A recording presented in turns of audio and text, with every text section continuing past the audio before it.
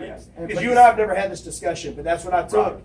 And at the same time, they put so much pressure on me to make sure that each episode was like, each event was over the top. And I'm going to tell you something, I'm not going to go into numbers, but this was not a big amount of money. And when I read that, I'm like, per episode? Are you kidding me?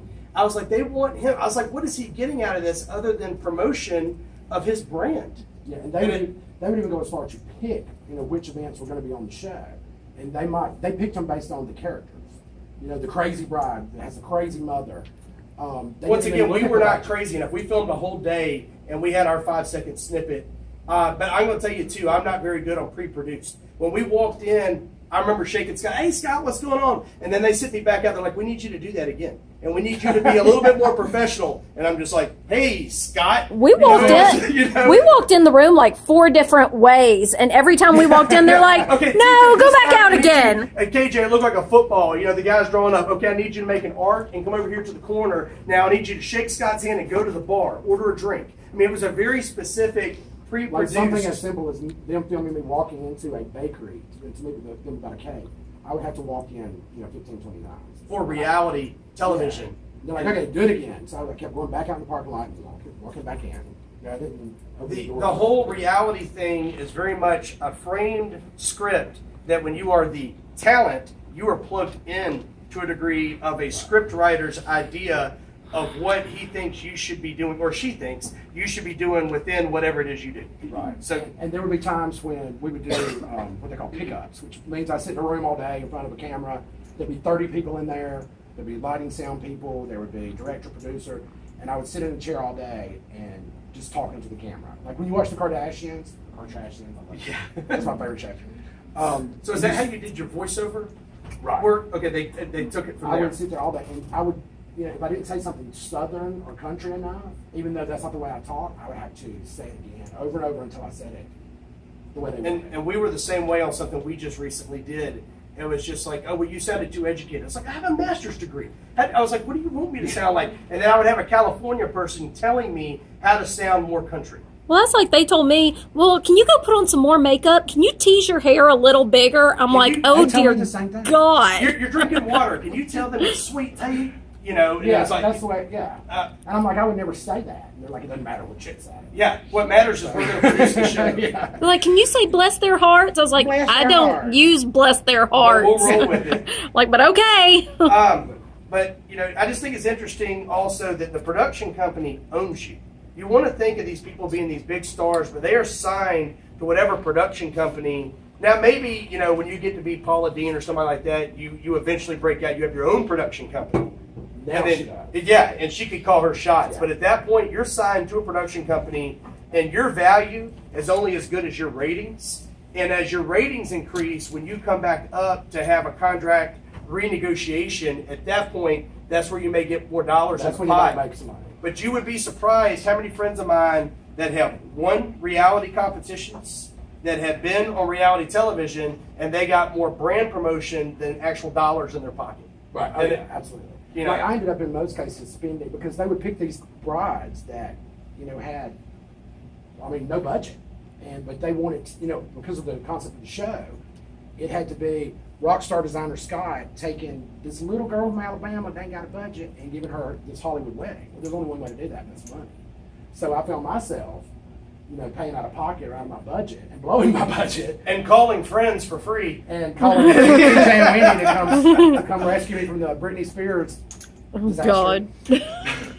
And Brittany, if you're watching, so we might put this up, we're not picking on you. Her name is actually a little Brittany. bit. Her gimmick was Brittany is Brittany. And she looks just like Brittany. And she is. She's wonderful and super sweet. Like in my mind, I just couldn't convince myself that it was. But I think at the same time, the show threw her under the bus too. I think a lot of times shows will try to throw you a curveball to create false reality that looks good on television. Right. So Scott and I were just talking. He did not know that they called us late that night before, and they gotten us together with Brittany, and there were supposed to be all these background dancers. And all of a sudden, they didn't have any background dancers, so I'm making phone calls, and I'm getting some of my girls, and then we're up late night choreographing, till 2 in the morning. It to our girls, and teaching it to the Britney Spears impersonator. That's how y'all pulled that off. Yeah. I was like, they are good. And then we showed up the next All the day. outfits were stuff out of our costume closet. That's I mean, crazy. all of And it. see, the way that happened in my world, I woke up that morning, showed up to film, and they put the mic in my ear, and the first thing I heard is, "Peyton, tell Scott what's going on with Brittany." And I'm like, "Oh my god," because I never knew what was real and what wasn't. And my assistant Peyton goes, "We have a problem. This is on camera." Like I get out of my car and they put a mic, an earpiece in, and bam, it's instant filming. And she said, whatever happened, Brittany, one of them had twisted their ankle and one didn't show up or something like that. And I'm like, oh my God. And I'm thinking in my mind, okay, is this real? Is this not real? And I just had to play off of that and give them what they wanted. Like, oh my God, no, not Brittany. Because that was my thing for my birthday party. I wanted Brittany. So come to find out this morning, that was probably all set up. Yeah. Y'all had practiced that the night before because they had me call you. Yeah. On camera. I had no idea I was on camera. That's new to me. I remember the phone call. I didn't know that. I should have known. I didn't know that was I was on camera, and I'm like, I have a big issue. Brittany has no backup dancers, and she's refusing to go on because my assistant tells me Britney Spears is in the bus out back, and she's mad. She's not going on without her backup dancers, and we have no backup dancers. I'm like, oh my God, I've got to call TJ and Wendy.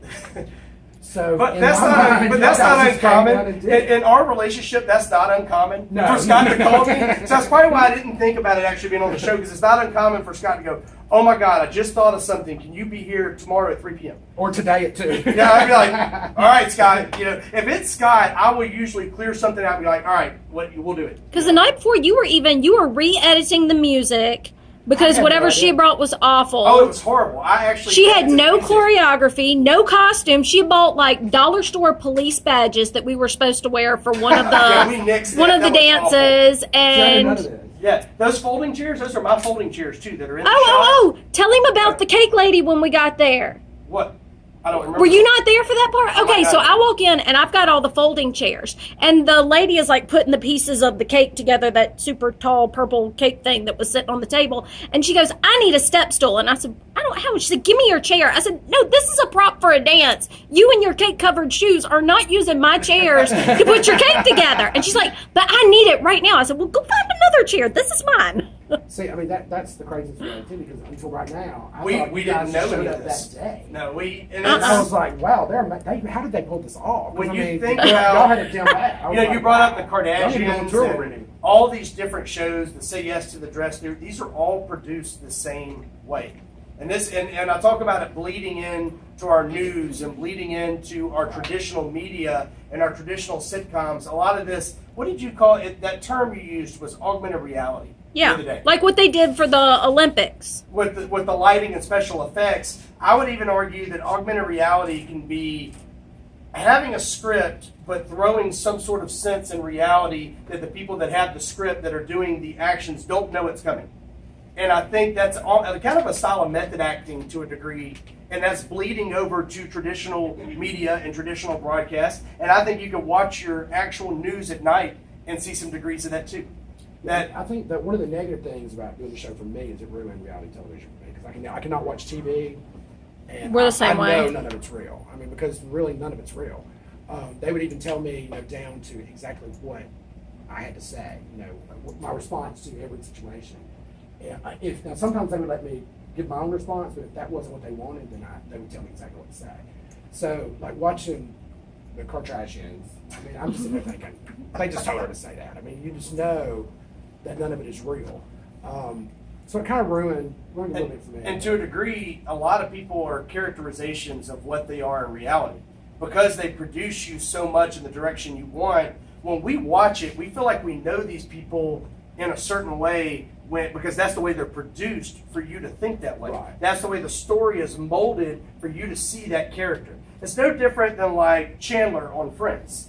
We think we know what's the actor? Matthew Perry. Matthew Perry, slipped my mind. We think we know Matthew Perry because we watched 10 seasons of Friends and Chandler was produced a certain way. But it's hard for us to realize that Chandler is not Matthew Perry. I think the same thing with Scot Wedgeworth. He was produced a certain way on television, and Scot Wedgeworth the guy and Scot Wedgeworth the character. Mr. Fabulous and Scot Wedgeworth are two different people. It's the same name and the same look and the same ideas, but it was such an amped up volume of who Scott really is and an overly produced version that you really don't get the feel of who Scott truly is. And for a long time, I had to struggle with that because the episode that you guys were on, which was my birthday party, and I saw the show for the first time when everybody else saw it. I didn't get to see it in advance to like screen it. So you almost didn't see it that night. I almost didn't see it. One more time you say that. So I'm watching it for the first time, at my premiere party with 400 people. Yeah. And the title of the show comes up and it says a Scottzilla birthday party. And I'm like, Scottzilla? What the? And so they have portrayed me as being this crazy diva, like go off, the rails, go crazy, Scottzilla. And because Scott's a big, imposing figure, that fits. He's not David Chuchera. That guy was like this tall, right? Yeah. And he's not very imposing.